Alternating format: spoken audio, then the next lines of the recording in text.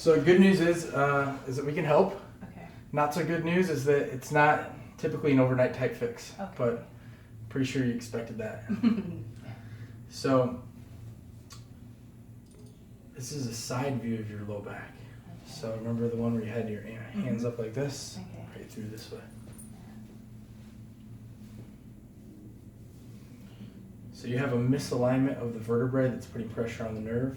You can see here where the vertebrae is, and the negative space here where the disc is, and then these holes back here where the nerve exits to supply all the organs and other tissues. So you can see here the difference between the hole here where the nerve comes out and the hole here. It's kind of closing up. So what we're going to do is do adjustments to help with the function of that joint. So the joint capsules and ligaments that hold everything together, we're going to be doing adjustments and increasing the function around there. And this is a front view of your low back, so just like this.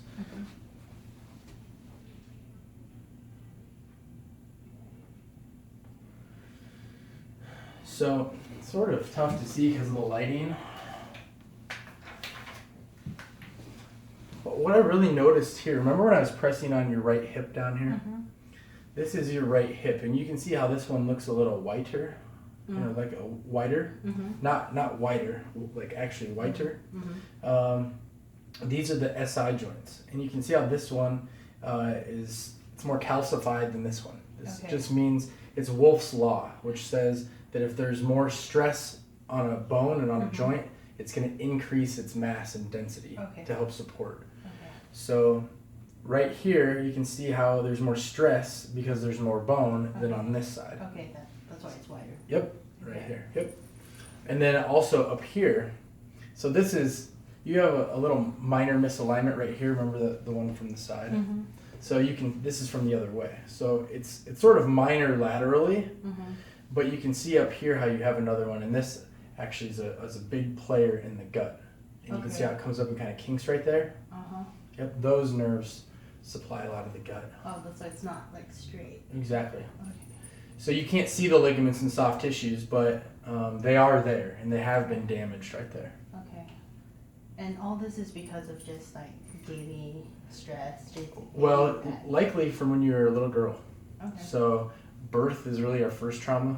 Learning how to crawl, learning how to walk, playing sports, riding in cars.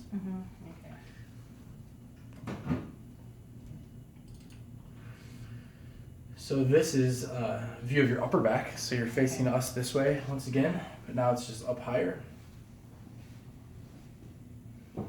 So you can see here, this is supposed to be straight up and down. Let's see if I can play with the shade on it a little bit so you can see it better.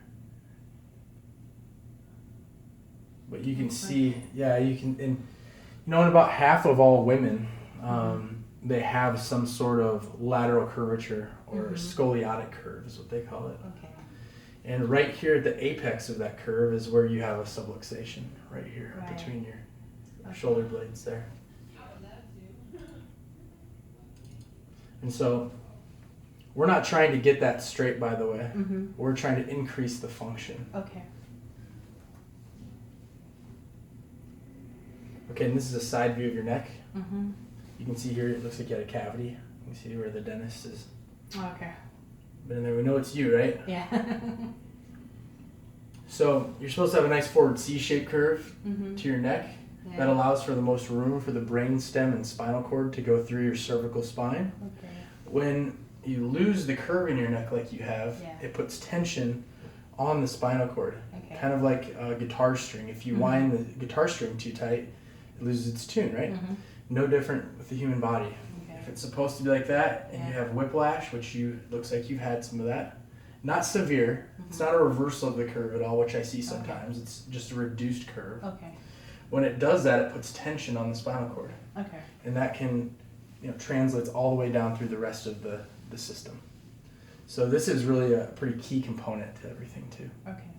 So, if you lived here, I'd be seeing you for a minimum, and I stress a minimum of 24 to 28 visits to increase the function over time.